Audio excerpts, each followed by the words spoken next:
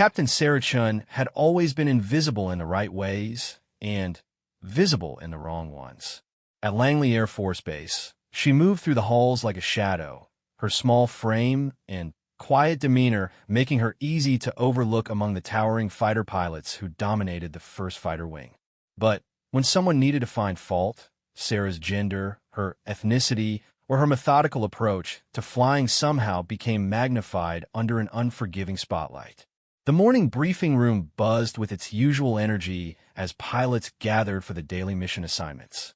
Sarah sat in her customary spot near the back, notepad ready, listening as Colonel Martinez outlined the day's training exercises. The F-22 Raptor squadron would be conducting advanced air-to-air combat simulations, pushing both pilot and aircraft to their operational limits. Chun, Colonel Martinez's voice cut through the chatter. You'll be on ground support today. Technical analysis of flight data from yesterday's missions. Sarah nodded, hiding her disappointment behind a professional mask. Ground support. Again. While her peers took to the skies in the most advanced fighter aircraft ever built, she would be analyzing their performance from behind a computer screen. It wasn't that she minded the technical work. Her background in aerospace engineering made her exceptionally good at it. But she had trained just as hard as everyone else to fly the Raptor, had scored in the top 5% of her pilot training class, and had logged more simulator hours than most pilots twice her age. Captain Jake Maverick Morrison leaned back in his chair, a smirk playing across his face. Don't worry, Chun. Someone needs to keep track of how the real pilots perform up there. His comment drew snickers from several nearby pilots, though a few shifted uncomfortably in their seats. Sarah kept her expression neutral. She had learned long ago that reacting to such comments only made things worse. Instead, she focused on Colonel Martinez as he continued the briefing, outlining weather conditions, restricted airspace, and emergency procedures. Her mind automatically cataloged every detail, a habit that had served her well throughout her career, but somehow never seemed to impress her superiors the way flashier displays of confidence did. After the briefing, Sarah made her way to the Flight Data Analysis Center, a cramped room filled with computer monitors and technical manuals. The space hummed with the quiet efficiency of electronics, a stark contrast to the testosterone-fueled energy of the pilot-ready rooms. Here, surrounded by screens displaying telemetry data and performance metrics, Sarah felt more at home than she ever did in the cockpit assignments she rarely received. Lieutenant Maria Vasquez, one of the few other women in the squadron, stopped by Sarah's workstation. "Another day in paradise?" she asked, gesturing at the banks of monitors. Sarah shrugged, pulling up the previous day's flight data. "Someone has to do it. Besides, I actually enjoy this stuff. That's what worries me about you, Chun. You're too good at everything they don't want you to do, and too humble about everything they should let you do." Maria perched on the edge of Sarah's desk, lowering her voice.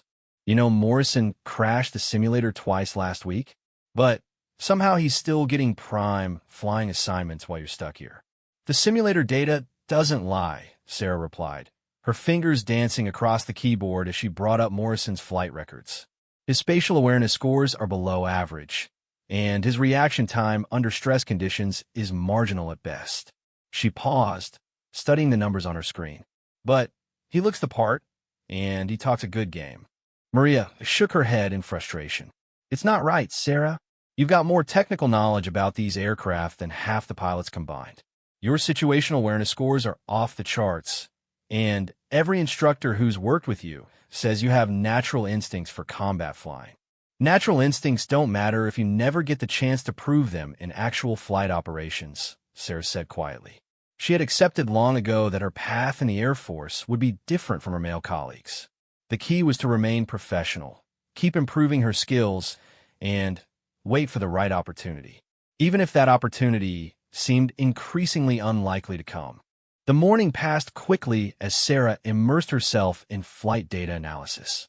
She reviewed telemetry from 6 different training missions, identifying areas where pilots had exceeded safe operating parameters and noting potential improvements in tactical approaches. Her reports were always thorough, always accurate, and always ignored by the pilots they were meant to help. Around noon, the first wave of training missions returned to base. Sarah watched through the analysis center's small window as F-22s touched down on the runway with a controlled grace that made the Raptor legendary. Each aircraft represented the pinnacle of American air power, a machine capable of supersonic flight, stealth operations, and air superiority that no enemy could match. Yet for all their technological sophistication, these aircraft were only as good as the pilots who flew them. Captain Morrison's voice crackled over the radio frequency Sarah monitored during flight operations. Tower, Raptor 27 requesting priority landing. Had some electrical issues during the last exercise. Sarah frowned, quickly accessing Morrison's real-time telemetry data on her screen. The aircraft systems all showed green across the board. No electrical anomalies, no warning indicators, nothing that would require priority landing procedures. She made a note in her log, suspecting Morrison was simply trying to cut ahead of other aircraft in the landing pattern. 20 minutes later, Morrison strolled into the analysis center, his flight suit unzipped to the waist and his helmet tucked under his arm. "Hey, Chun, I need you to scrub the data from my last flight. Had some instrument malfunctions that might skew the training assessment." Sarah looked up from her monitors, her expression carefully neutral. "I don't show any instrument malfunctions in your telemetry data, sir." "Trust me, there were issues," Morrison insisted, moving closer to her workstation. "Just make sure the official report reflects equipment problems, not pilot performance. I can't alter factual data, sir. The telemetry systems recorded normal operations throughout your entire flight."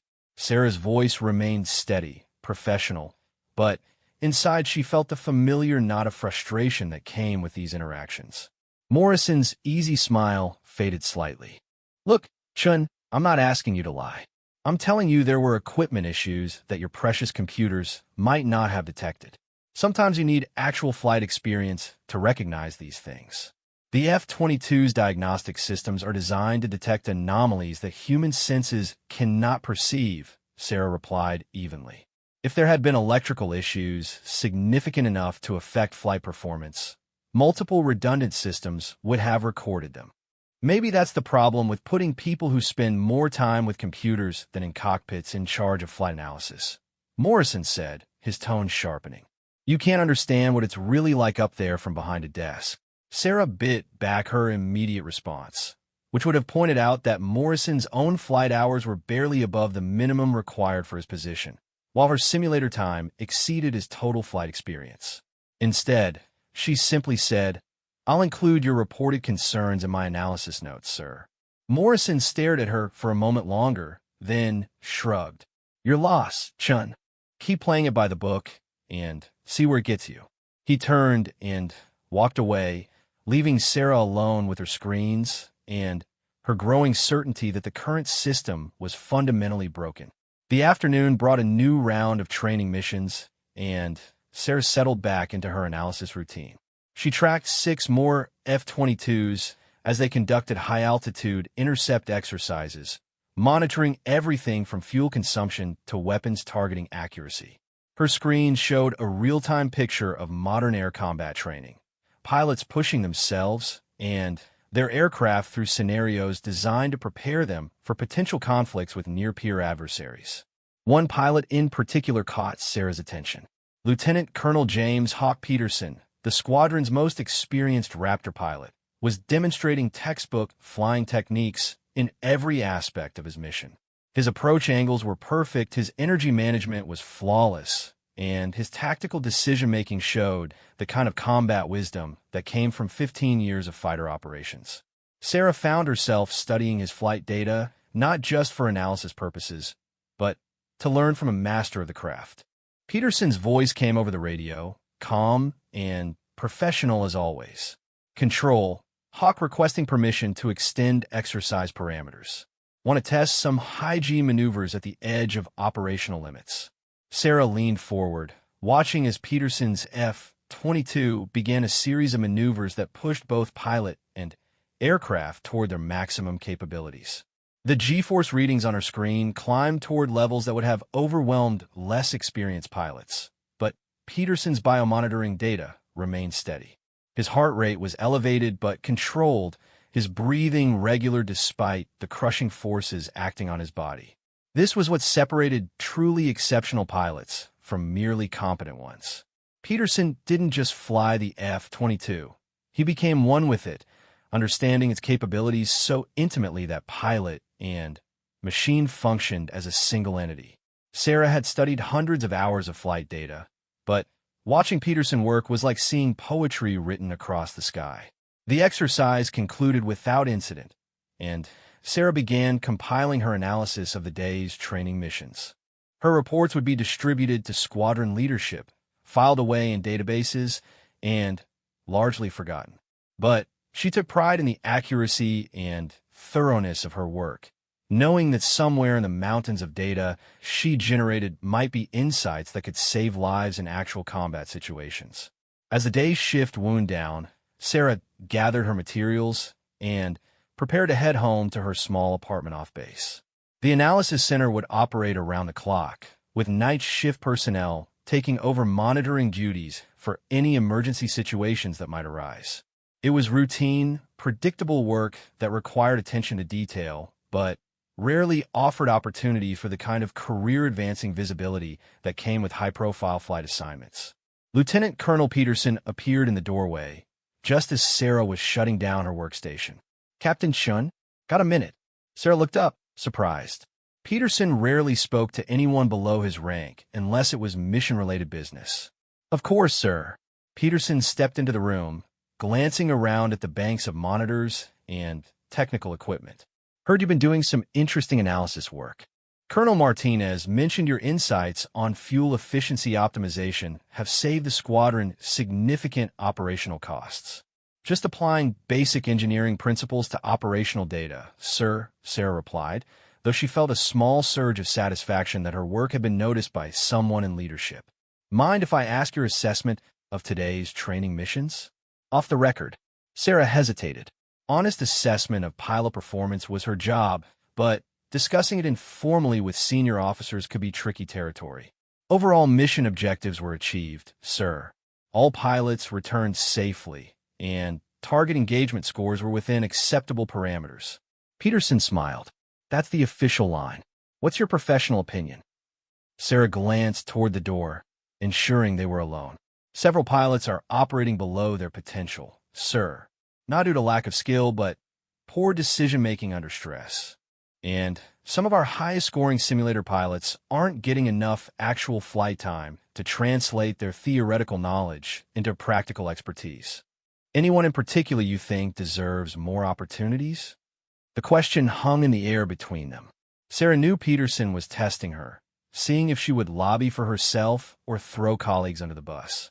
"I think pilot assignments should be based on objective performance metrics rather than subjective evaluations, sir." Peterson nodded slowly. "Interesting perspective, Captain. Keep doing the excellent work you're doing. Sometimes the most important contributions happen behind the scenes." He turned to leave, then paused at the doorway. "Chun, make sure you stay current on your own flight certifications. Never know when we might need pilots who understand both the technical and practical sides of these aircraft." Sarah watched him go, wondering what he meant by that comment. Peterson wasn't the type for idle conversation, and everything he said usually had a purpose. She made a mental note to check her flight currency requirements and perhaps schedule some additional simulator time. The base grew quiet as Sarah made her final checks of the monitoring systems before turning them over to the night shift.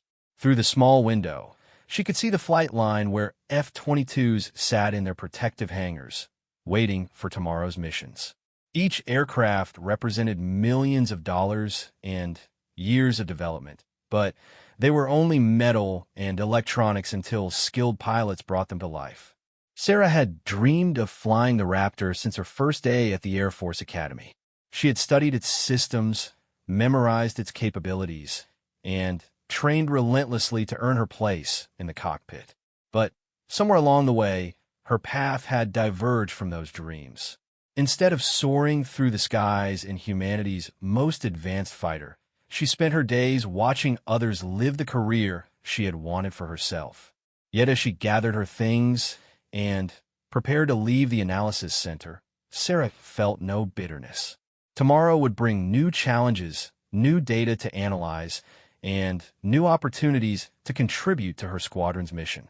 She might not be flying the F-22, but she was still serving her country and supporting the pilots who defended American airspace. Walking across the darkened base toward the parking lot, Sarah looked up at the clear night sky. Stars twinkled in the distance, and she could hear the faint sound of aircraft engines from a late training mission. Somewhere up there, American pilots were honing their skills, preparing for missions that might never come, but being ready nonetheless. Sarah Chun might be overlooked, might be underestimated, but she remained ready. When the moment came, if it ever came, she would be prepared to prove that quiet competence and technical expertise were just as valuable as flashy confidence and political savvy. Until then, she would continue doing her job with the same dedication and professionalism that had brought her this far. Tomorrow would be another day of ground support, another day of watching others fly the missions she longed to fly herself. But Sarah had learned patience in a career that demanded it, and she had faith that eventually merit would be recognized. The Air Force needed pilots who understood both the human and technical sides of modern air combat, and she intended to be ready when that realization finally dawned on her superiors.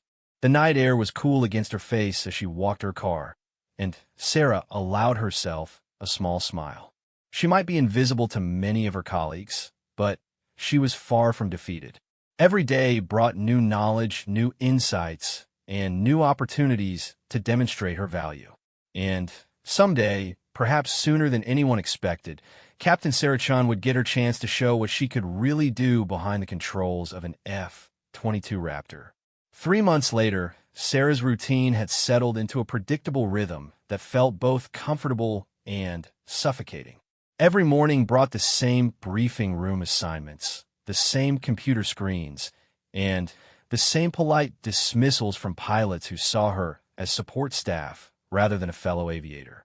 She had stopped expecting flight assignments and focused instead on becoming the best flight data analyst the squadron had ever seen. Her reputation for technical expertise had grown quietly throughout the wing. Pilots who initially mocked her thoroughness began seeking her insights when their own performance reviews came up short. Even Morrison had started asking discreet questions about optimal fuel management after Sarah's analysis revealed his consumption rates were 20% higher than squadron averages. The morning started differently, though Sarah didn't realize it at first. Colonel Martinez seemed more tense during the briefing, his usual casual demeanor replaced by sharp, focused attention to detail. Intelligence reports suggested increased activity from a potential adversary's air force in international waters, and training exercises were being modified to reflect more realistic threat scenarios. "We're implementing new protocols effective immediately," Martinez announced to the assembled pilots. "All training missions will include electronic warfare components, and we're expanding our alert posture. Some of you will be assigned to immediate readiness status." Sarah listened from her usual back row seat, noting the subtle changes in body language around the room. This wasn't routine training modification. Something specific was driving the increased readiness levels. Her analytical mind began processing possibilities, cross-referencing recent intelligence briefings with the tactical changes being outlined. "Chun," Martinez called out, interrupting her thoughts. "I need you to establish continuous monitoring of all flight operations. No more scheduled analysis periods. I want real-time assessment capabilities around the clock." "Yes, sir," Sarah replied, though she wondered about the sudden urgency. Continuous monitoring required additional personnel and resources that hadn't been available for routine training operations.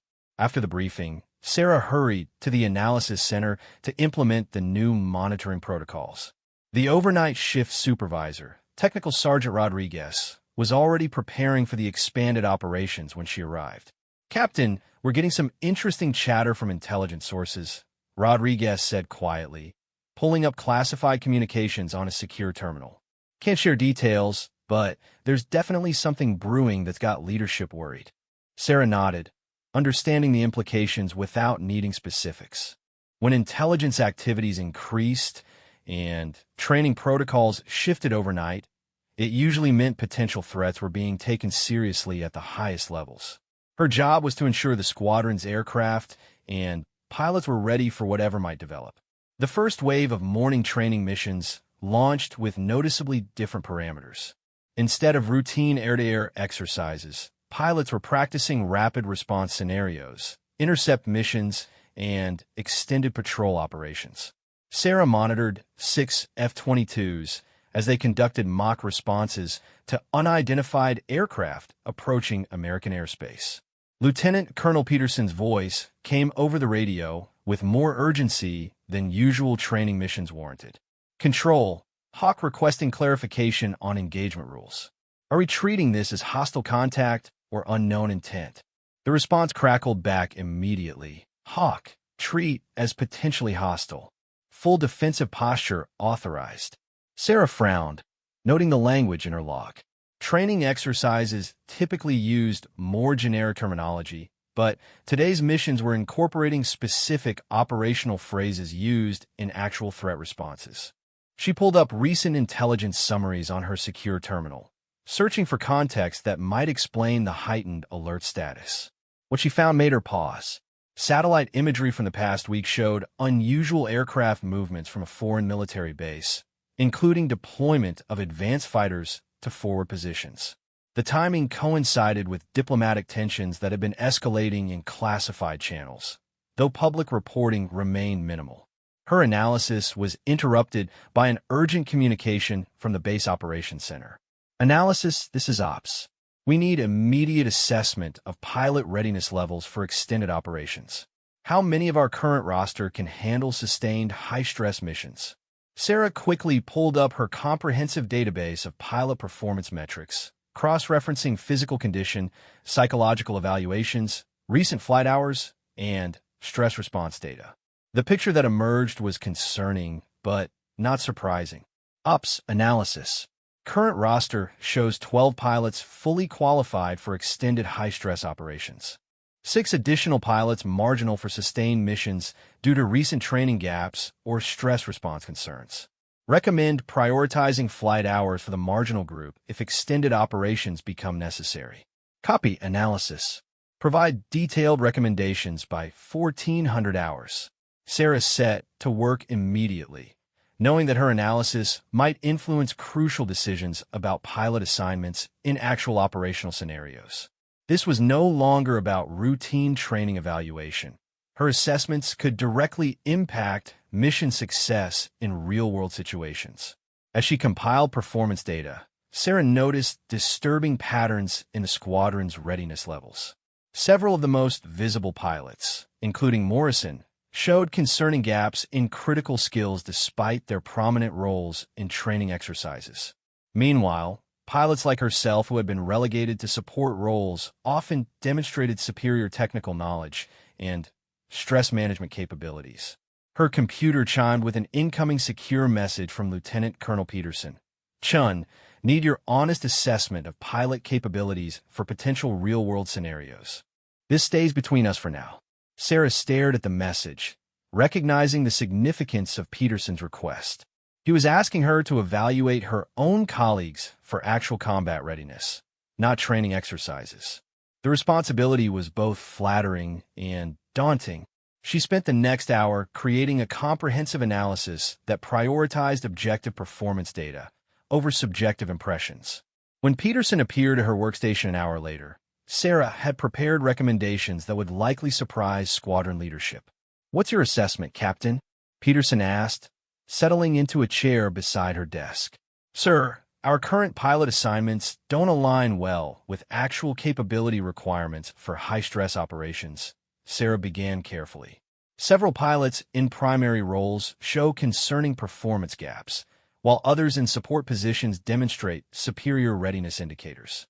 Peterson nodded, his expression serious. "Specific examples?" Sarah hesitated momentarily, then decided to trust Peterson's judgment. "Captain Morrison's stress response scores are below acceptable parameters for sustained operations. His decision-making degrades significantly under pressure, and his technical knowledge gaps could be dangerous in complex scenarios. And who would you recommend for critical missions? Based purely on performance metrics, Lieutenant Williams has the highest overall scores despite limited recent flight hours.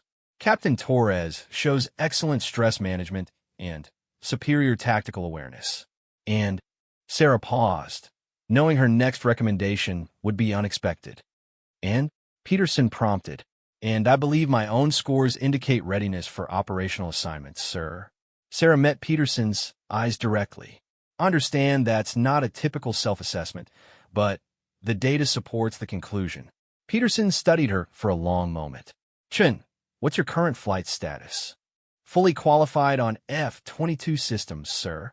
Simulator currency maintained above requirements, though actual flight hours are limited due to assignment priorities." "When was your last actual flight in a Raptor?" Sarah felt heat rise in her cheeks. 6 months ago, sir.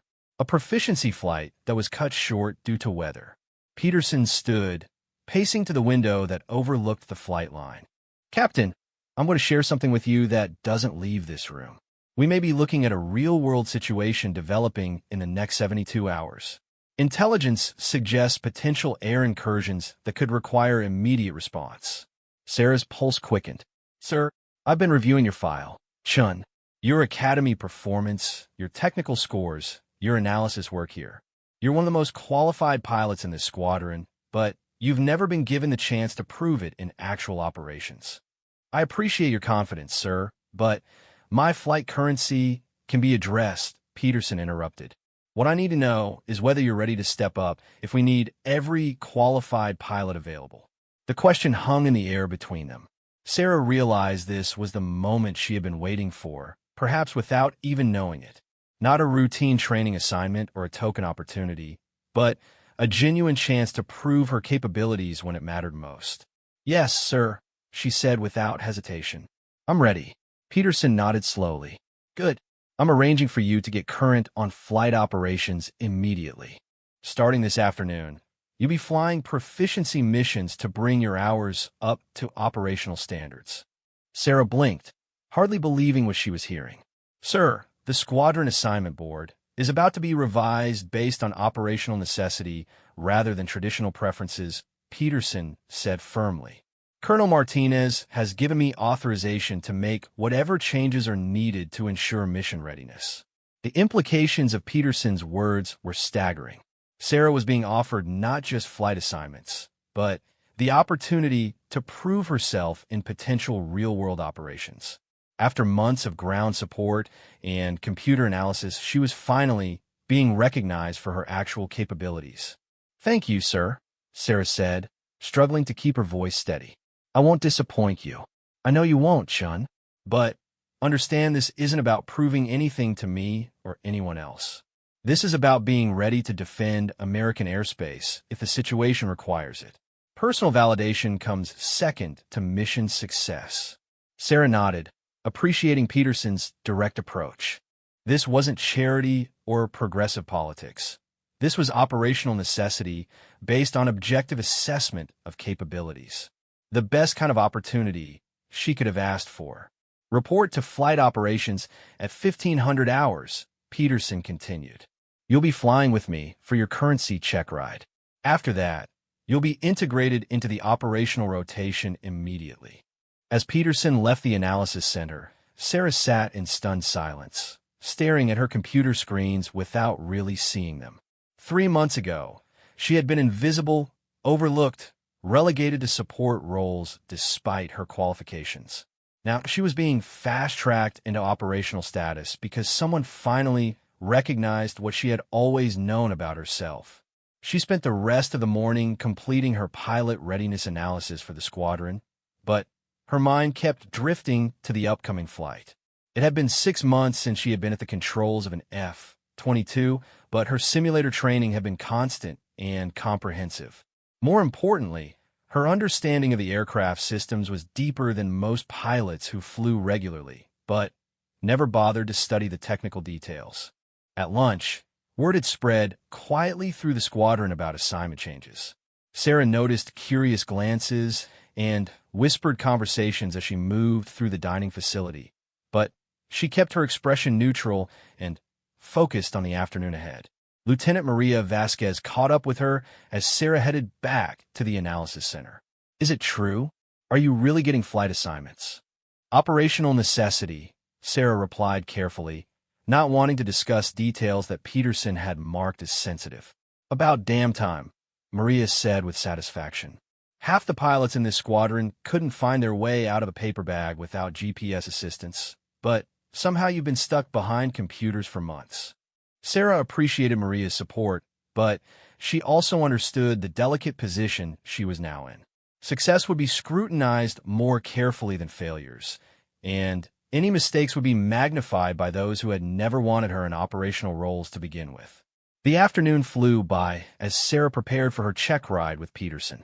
She reviewed F-22 operating procedures, studied recent tactical modifications, and conducted mental walkthroughs of complex flight scenarios. By the time she reported to flight operations, she felt as ready as months of preparation could make her. Peterson was already in the briefing room when she arrived, flight charts spread across the table, and mission parameters outlined on a whiteboard. Chun, we're going to cover everything from basic aircraft handling to advanced tactical maneuvering. This isn't just currency maintenance. I need to know you can handle anything we might encounter in operational scenarios. The briefing was thorough and professional, covering weather conditions, airspace restrictions, emergency procedures, and tactical objectives. Peterson treated Sarah as an equal partner in the mission planning, asking for her input on approach strategies and tactical considerations. It was the first time in months that anyone had sought her opinion on actual flight operations rather than just technical analysis. Walking to the aircraft, Sarah felt a familiar mix of excitement and nervous energy that she remembered from her pilot training days. The F-22 Raptor sat in its hangar like a predatory bird, all sharp angles and purposeful design. Every line of the aircraft spoke to its capabilities, speed, stealth, and lethality combined in a package that represented the pinnacle of air superiority technology. The pre-flight inspection was routine, but thorough, Sarah's hands moving automatically through checks she had performed countless times in simulators and too few times in actual aircraft. Peterson observed quietly, occasionally asking questions about specific systems or procedures. His evaluation was comprehensive but encouraging, treating Sarah as a capable pilot rather than a probationary student. Climbing into the cockpit, Sarah felt the familiar embrace of the ejection seat and the satisfying click of harnesses and connections engaging. The F-22's cockpit was an environment she knew intimately from hundreds of hours of simulator time, but being surrounded by the actual aircraft added dimensions that simulation could never fully replicate. Engine start procedures went smoothly, and soon Sarah was taxiing toward the active runway under Peterson's guidance and air traffic control clearance. The aircraft felt responsive and powerful beneath her hands, 22 tons of advanced fighter responding to her inputs with precision and authority. Okay, Peterson's voice came through the intercom. Show me what you can do. The F-22 Raptor responded to Sarah's touch like an extension of her own will, climbing smoothly through 20,000 feet as she executed the proficiency maneuvers Peterson had outlined. Every control input felt natural despite the months away from actual flight operations. Her muscle memory reinforced by countless hours of simulator training and her deep understanding of the aircraft systems. Excellent aircraft handling. Peterson's voice came through the intercom as Sarah completed a series of precision turns and altitude changes. Let's see how you handle some tactical scenarios. For the next hour, Peterson guided Sarah through increasingly complex exercises that tested not just her flying skills, but her tactical decision-making under pressure. They practiced intercept scenarios, defensive maneuvering, and high-G combat situations that pushed both pilot and aircraft toward their operational limits.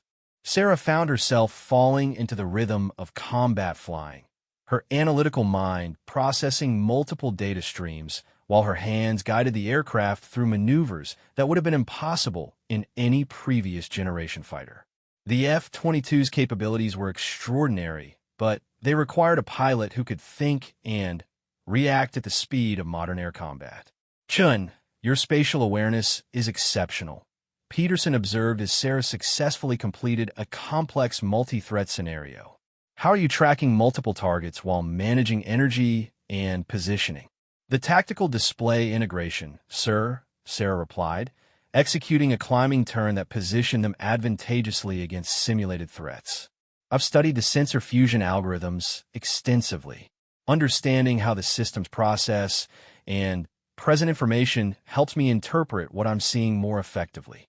Peterson was quiet for a moment, then said, "Most pilots treat the F-22 systems like a black box.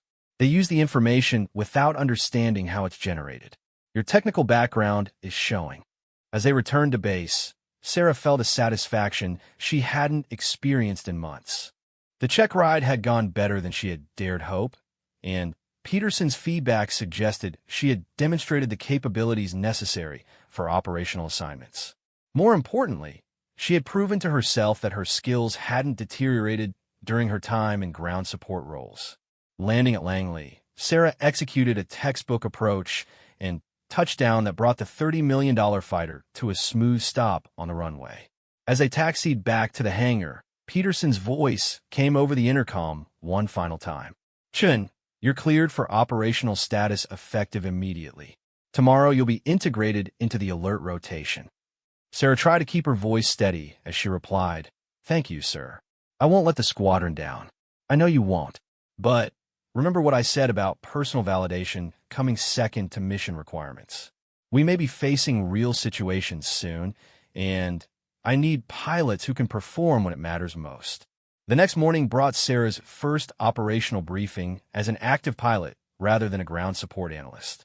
The briefing room atmosphere was noticeably different, with intelligence updates that carried weight and urgency beyond routine training scenarios. Colonel Martinez outlined a developing situation that required increased alert posture and potential rapid response capabilities. "Intelligence indicates possible probe missions testing our response times and procedures," Martinez explained, pointing to satellite imagery on the briefing room screen. "We're implementing 12-hour alert rotations with immediate launch capabilities."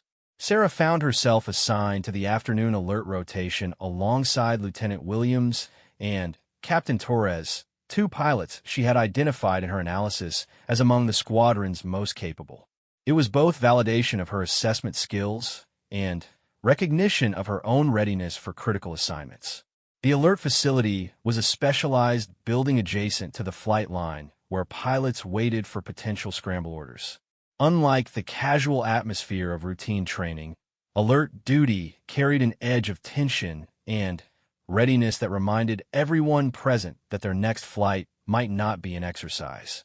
Sarah spent her alert time studying current intelligence summaries and reviewing tactical procedures for various intercept scenarios. Williams and Torres proved to be excellent colleagues, treating her as an equal team member without the subtle condescension she had grown accustomed to from some squadron members. "Chun, heard you aced your check ride with Peterson yesterday," Torres commented as they reviewed intercept protocols. "That's no small achievement. Peterson doesn't give easy evaluations." "I had good preparation time," Sarah replied. "Months of analyzing flight data gave me insights into what works and what doesn't in various scenarios." Williams nodded approvingly. "That analytical background is valuable. Most of us learn through trial and error, but you've been studying everyone's errors without having to make them yourself." The conversation was interrupted by the alert klaxon, its urgent tone filling the facility as pilots grabbed flight gear and headed for their aircraft. Sarah's heart rate spiked as she processed the announcement over the facility speakers. "Scramble, scramble, scramble. Unknown aircraft approaching eastern seaboard. Alert flight, respond immediately." Sarah found herself running toward the flight line alongside Williams and Torres, her training taking over as months of preparation condensed into immediate action. This was what she had trained for, what she had waited for, and what every fighter pilot hoped they would be ready for when a moment arrived. The F-22 Raptor waited in its protective shelter, ground crews already conducting final preparations for immediate launch. Sarah completed her abbreviated pre-flight inspection in record time, her familiarity with aircraft systems allowing her to verify critical components while simultaneously strapping in and starting engines. Alert flight, this is Tower. You are cleared for immediate takeoff. Vector 090, climb, and maintain flight level 300. Contact approach control for tactical frequency and mission details. Sarah's aircraft accelerated down the runway alongside Williams and Torres, 3 F-22s launching into afternoon skies on what could be the squadron's first real intercept mission in months. The transformation from alert status to airborne took less than 4 minutes from initial alarm to wheels off runway. Alert flight switched to tactical frequency, came the instruction as they climbed through 15,000 feet. The tactical controller's voice was crisp and professional as he outlined their mission. Alert flight, you are responding to multiple unknown aircraft approximately 200 miles southeast of Norfolk. Aircraft are not responding to radio calls and have not filed flight plans. Intercept and identify rules of engagement are defensive posture only. Sarah felt the familiar rush of adrenaline that accompanied real-world missions, but her training kept her focused and calm. This was exactly the scenario she had analyzed dozens of times in training data, but now she was experiencing it from the cockpit rather than a computer screen. Williams, you have lead. Torres transmitted. Chun, take right wing position. Let's show them how it's done. Flying wing position in a tactical formation, Sarah maintained precise spacing while monitoring her aircraft systems and scanning the skies ahead. The F-22's radar was painting multiple targets at the edge of detection range, aircraft that appeared to be maintaining formation and heading directly toward American territorial waters. Alert flight, targets are now 180 miles southeast, maintaining course and speed toward territorial boundaries. Estimate intercept in 12 minutes. Sarah double-checked her aircraft configuration, ensuring weapon systems were armed but safe. Radar was optimized for identification purposes, and communication systems were ready for the intercept protocols they might need to execute. Every system showed green, the F-22 performing flawlessly as it carried her toward her first real intercept mission. There, Williams transmitted. Visual contact, 12 o'clock high, approximately 20 miles. Sarah strained forward in her harness, searching the sky ahead until she spotted the distinctive contrails of the unknown aircraft. Even at this distance, she could tell they were military jets, maintaining tight formation and showing no signs of deviating from their course toward American airspace. Alert flight. Execute standard intercept approach. Williams, take point position. Torres and Chun, flanking positions for visual identification. The next few minutes unfolded like a carefully choreographed dance as the 3 F-22s positioned themselves around the unknown aircraft. Sarah found herself flying alongside foreign military jets for the first time in her career, close enough to see pilot helmets and aircraft markings while maintaining the professional distance required for international intercept protocols. Alert flight, I have positive identification, Williams transmitted. 4 aircraft, foreign military designation consistent with intelligence reports. Aircraft are maintaining course toward territorial boundaries. Sarah studied the foreign aircraft through her canopy, noting their configuration and apparent mission profile. These weren't civilian aircraft that had wandered off course. They were military jets conducting what appeared to be a deliberate probe of American air defense responses. The tension in her cockpit was palpable as Sarah realized this was exactly the type of situation intelligence sources had been warning about. Foreign military aircraft testing American response times and procedures, gathering information about capabilities and tactics that could be valuable in future conflicts. Alert flight. Unknown aircraft are not responding to radio calls and continue toward territorial boundaries. The tactical controller advised. Maintain intercept positions and prepare for standard warning procedures. Sarah watched as Williams maneuvered his F-22 into the internationally recognized position for warning foreign aircraft away from territorial airspace.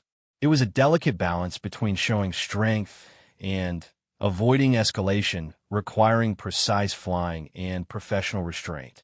The foreign aircraft finally acknowledged the intercept, banking away from American territorial waters while maintaining their formation integrity. Sarah could see the pilots in the nearest aircraft studying their F-22 escorts with the same professional interest she was showing in their equipment and tactics. Alert flight. Targets are turning away from territorial boundaries. Maintain escort positions until they reach international distance requirements. For another 20 minutes, Sarah flew alongside foreign military aircraft in a tense, but professional escort mission that represented exactly the type of real-world operation the squadron had been training for. When the unknown aircraft finally reached safe distance from American territorial waters, the F-22s were cleared to disengage and return to base. Alert flight. Mission complete. Return to base. Contact tower for landing clearance. As they flew back toward Langley, Sarah reflected on her first operational mission as an F-22 pilot. She had performed exactly as her training had prepared her to do, maintaining professional competence under pressure while contributing to a successful intercept and escort mission. "Chun, excellent flying out there," Williams transmitted. "You handled that intercept like a veteran." "Agreed," Torres added. "Perfect formation flying and situational awareness throughout the mission." Sarah felt a quiet satisfaction that had nothing to do with personal validation and everything to do with successful mission completion.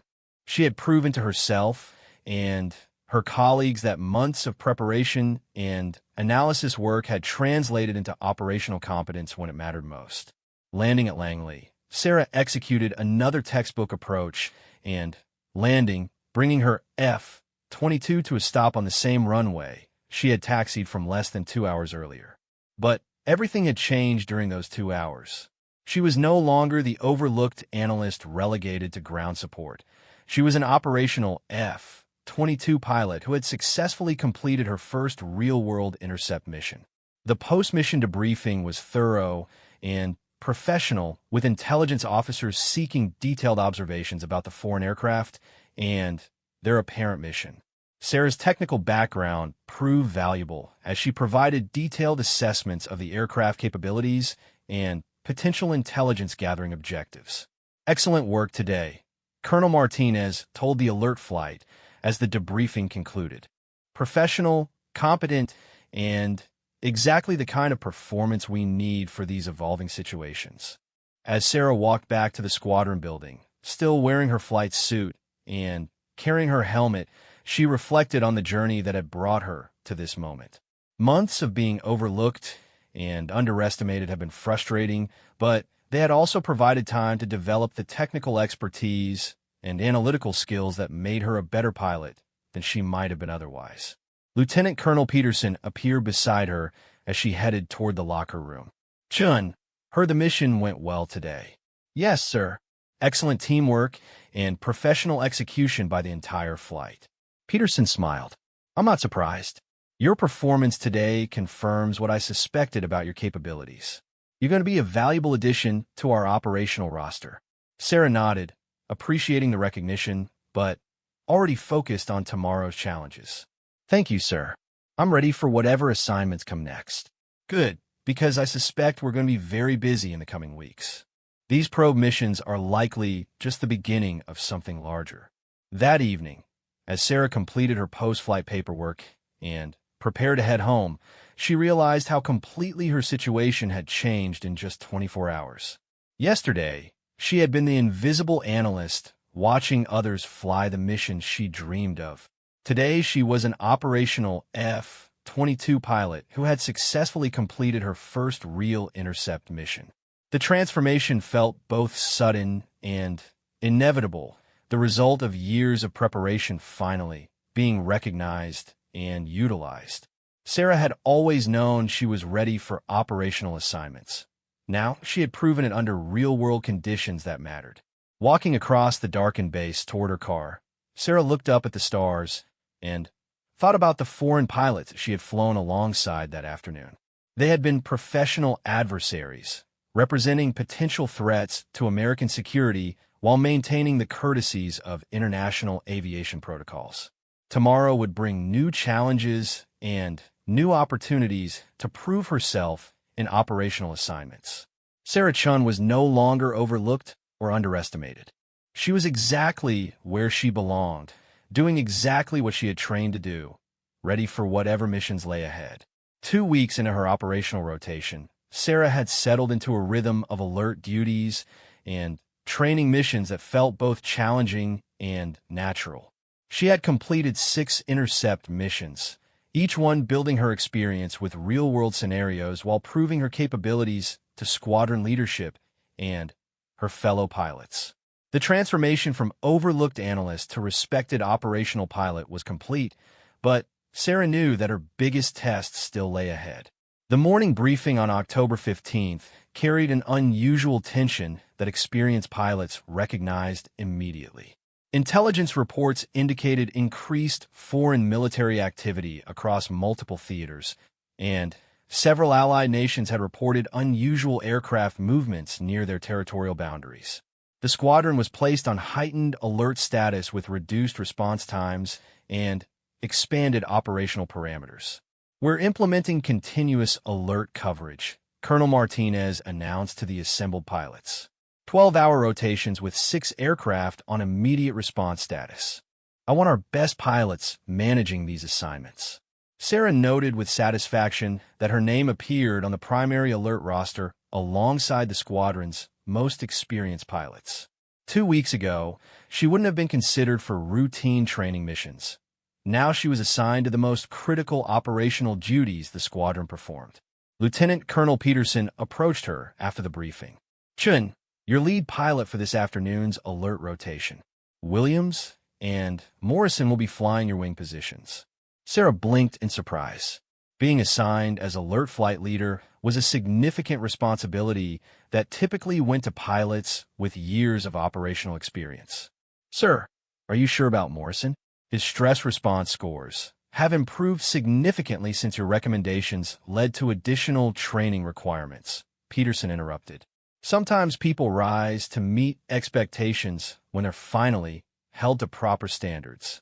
The irony wasn't lost on Sarah that Morrison, who had once dismissed her contributions as irrelevant computer analysis, was now flying under her command because of improvements driven by her assessment recommendations. Professional growth came in unexpected forms throughout military careers. Sarah spent the morning reviewing current intelligence summaries and tactical scenarios that might require rapid response.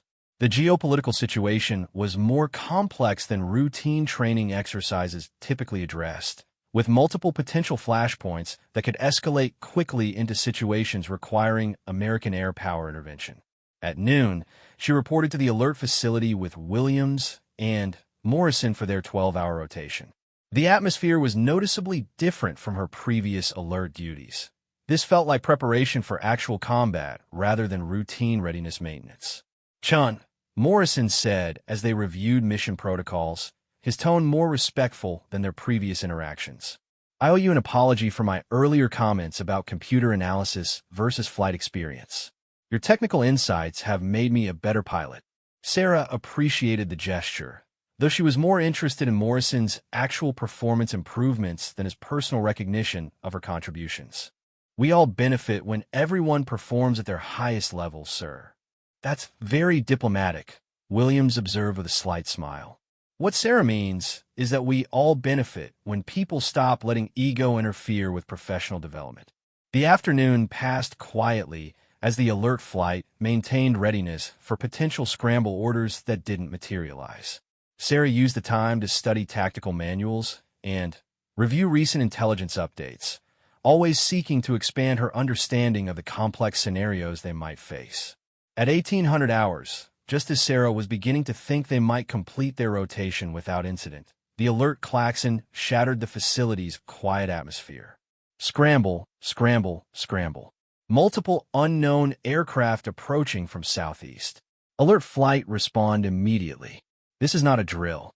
Sarah felt the familiar surge of adrenaline as she grabbed her flight gear and headed for the aircraft, but this time something felt different. The urgency in the controller's voice suggested a situation more serious than routine intercept missions.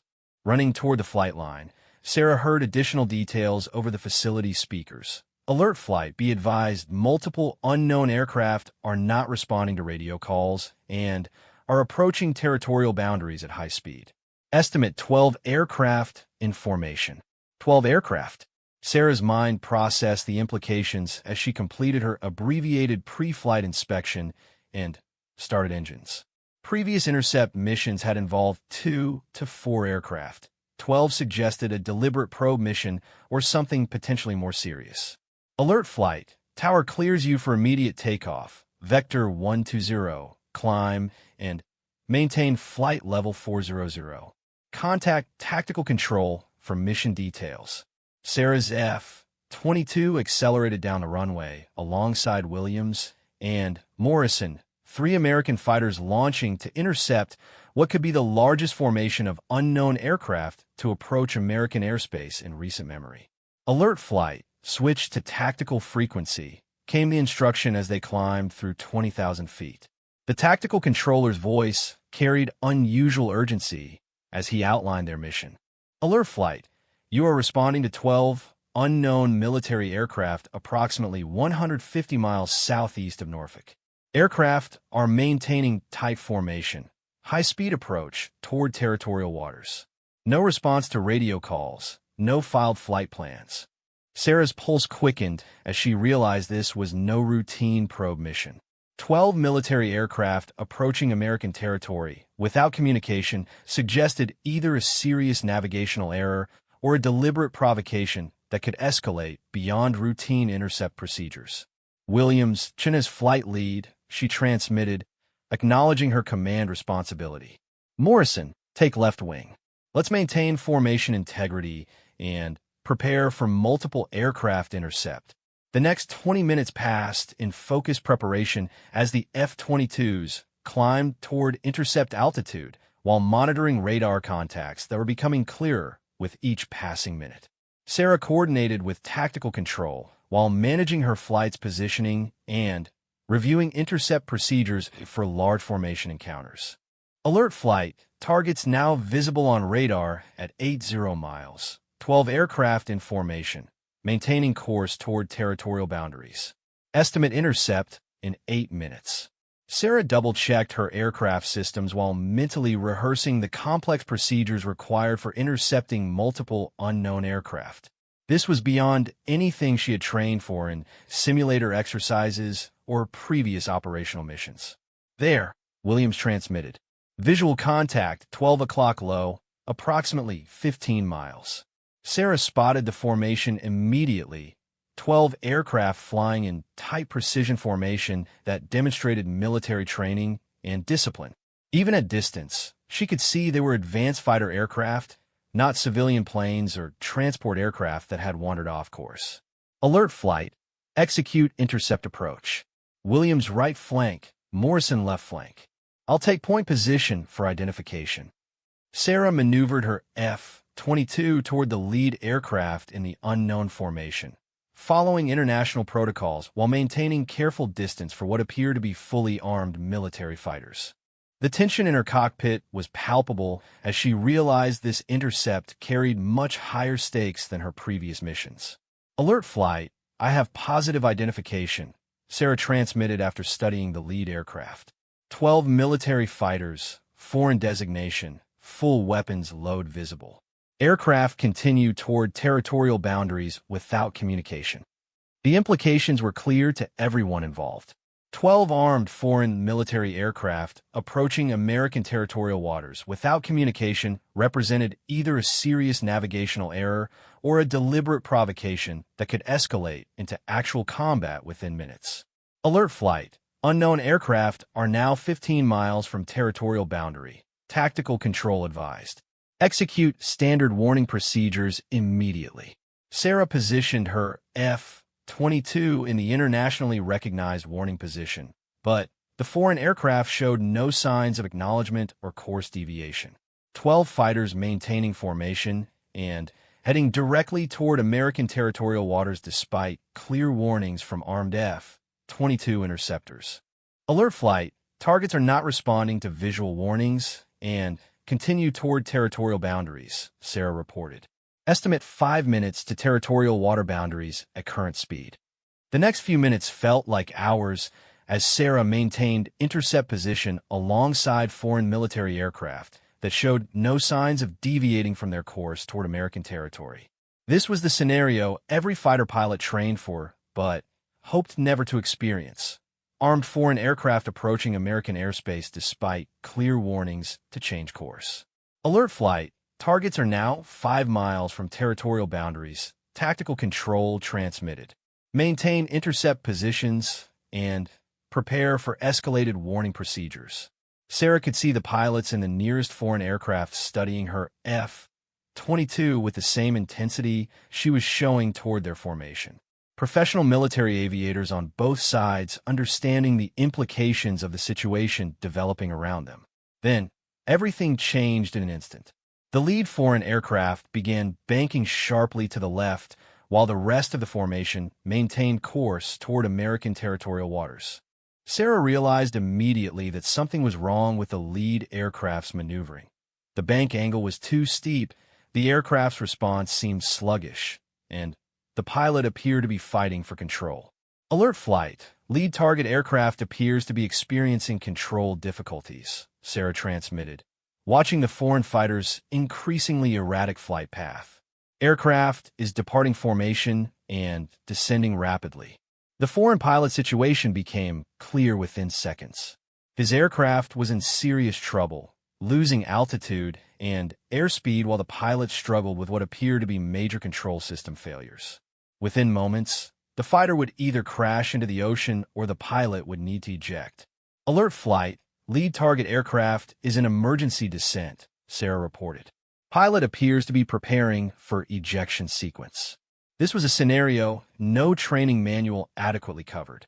Sarah was intercepting foreign military aircraft that had approached American territorial waters, but now one of those pilots was facing a life-threatening emergency. Professional military courtesy demanded assistance regardless of political tensions. Alert flight, be advised lead target aircraft pilot has ejected, Sarah transmitted as she watched the ejection seats separate from the failing fighter. Pilot is descending under parachute approximately 8 miles from territorial boundary. The remaining 11 foreign aircraft had broken formation and were circling the crash site, but none appeared equipped for search and rescue operations in open ocean conditions. The ejected pilot would be in the water within minutes, and survival time in October Atlantic waters was measured in hours rather than days. Tactical control. Alert flight leader requests permission to initiate search and rescue coordination, Sarah transmitted, knowing she was making a decision that could have significant political implications. Foreign pilot in water will require immediate assistance for survival. The response came quickly. Alert flight leader, you are authorized to coordinate search and rescue operations. Coast Guard assets are being dispatched. Estimate arrival in 45 minutes. Sarah immediately began coordinating rescue efforts, directing Williams to maintain watch on the remaining foreign aircraft, while she and Morrison established search patterns around the crash site. The foreign aircraft maintained respectful distance, but continued circling, their pilots obviously concerned about their colleagues' survival. Morrison established radio contact with foreign aircraft, Sarah instructed. Use emergency frequency. Offer coordination for search and rescue.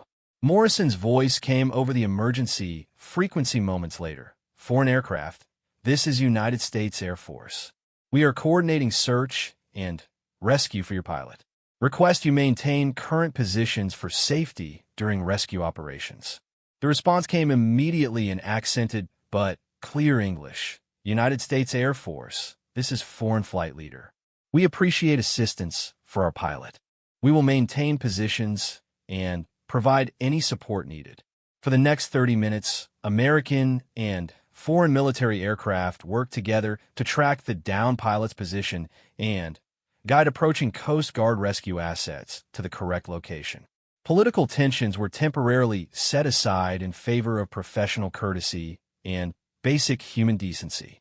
Sarah coordinated the rescue operation with the same precision she brought to intercept missions, directing aircraft positions, maintaining communication with multiple agencies, and ensuring the safety of everyone involved.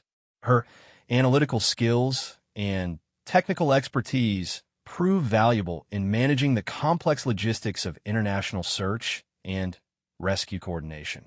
Alert Flight, Coast Guard rescue helicopter is on scene and has recovered the pilot, came the welcome report.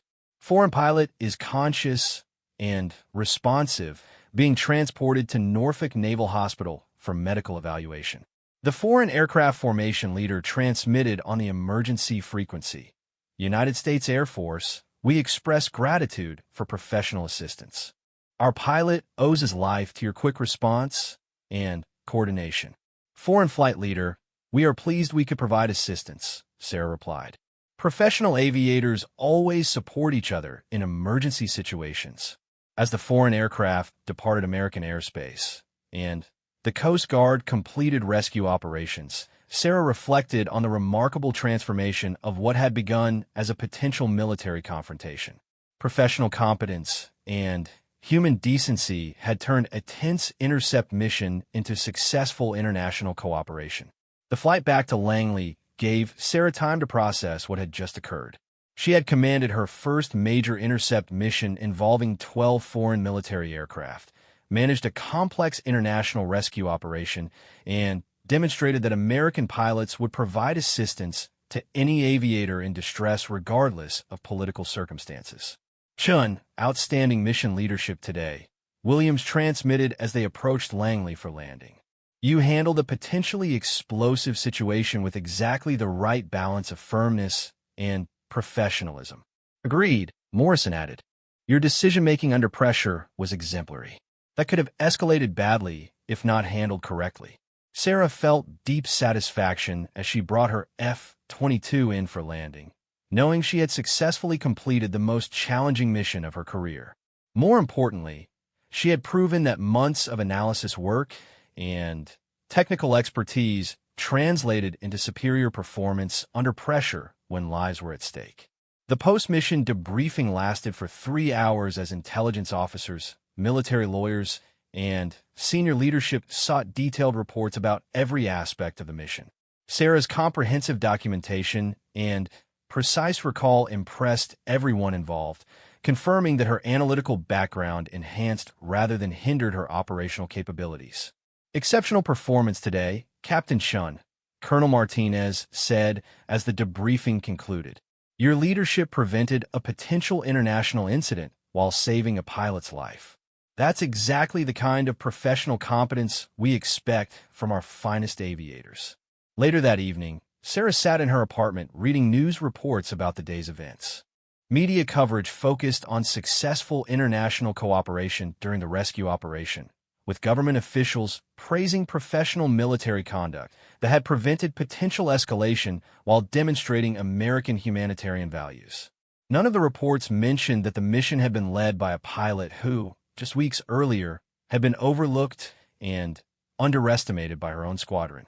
Sarah Chun had gone from invisible analyst to mission commander, proving that quiet competence and technical expertise were exactly the qualities needed for the most challenging operational assignments. The phone rang, interrupting her thoughts. Lieutenant Colonel Peterson's voice was warm with satisfaction. Chun, just wanted to congratulate you personally on today's mission. Outstanding leadership and decision-making under extremely challenging circumstances. Thank you, sir. The entire flight performed exceptionally well. They did, but you led them through a situation that could have gone very wrong very quickly. Your analytical background and technical expertise made you exactly the right pilot for that mission. Sarah smiled, thinking about the journey that had brought her to this point. Months of being overlooked had been frustrating, but they had also provided time to develop the skills and knowledge that made her successful when the opportunity finally came. Sir, I'm just glad we were able to help that pilot. Professional aviators should always support each other. That attitude is exactly why you're going to have a very successful career, Chun. Keep up the outstanding work. As Sarah hung up the phone, she reflected on how completely her situation had changed. She was no longer the overlooked analyst watching others fly the mission she wanted. She was a proven operational leader who had successfully commanded the most challenging intercept mission her squadron had faced in years. Tomorrow would bring new assignments and new opportunities to serve her country as an F-22 pilot. Sarah Chun had found her place in the cockpit of America's most advanced fighter, and she was ready for whatever missions lay ahead.